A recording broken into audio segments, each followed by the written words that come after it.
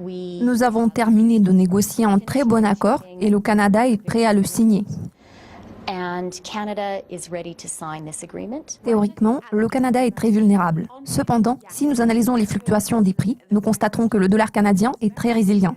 Patrick Reid, fondateur de la société The Adamas Principle.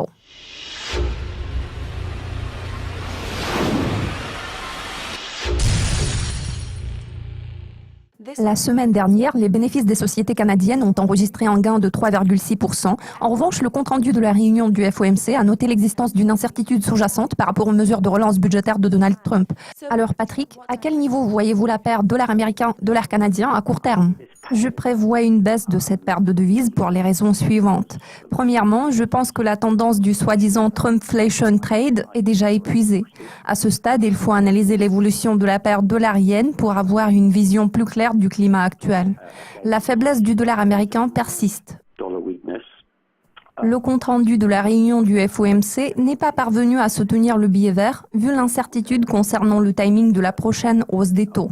Le prix du pétrole devrait poursuivre sa progression après que le WTI aura cassé le niveau clé de $50 le baril.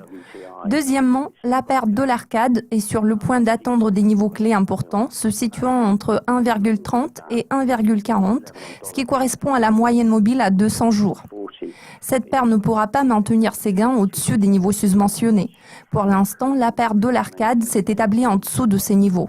Au vu de tout ce qui précède, je m'attends à une baisse de cette paire de devises.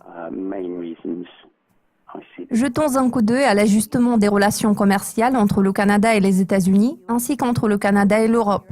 Le dollar canadien est-il susceptible de se déprécier dans les mois à venir ? Théoriquement, oui.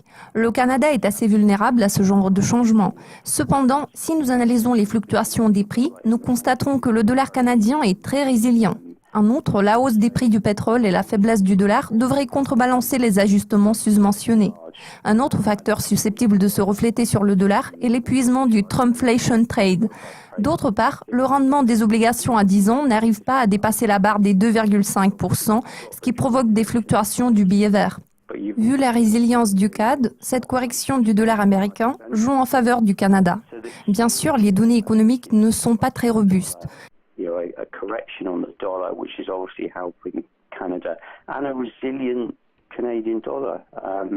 Data's not great, but look, even dovish comments as well from Pollard. Dans ce contexte, les commentaires accommodants de Stephen Poloz se sont reflétés sur le trading. Cela laisse supposer que l'ajustement des relations commerciales exerce une certaine influence sur le marché, mais les marchés accordent plus d'importance à d'autres facteurs.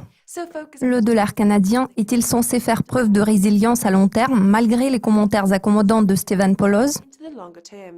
Oui, le contexte actuel laisse entrevoir une bonne performance du dollar canadien grâce à une évolution favorable des prix du pétrole.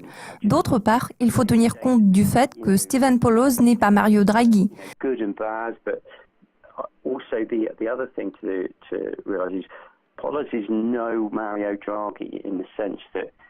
Bien sûr, ces interventions verbales exercent une certaine influence sur les marchés, mais le degré d'impact n'est pas comparable à celui qui est généralement provoqué par les commentaires de Draghi.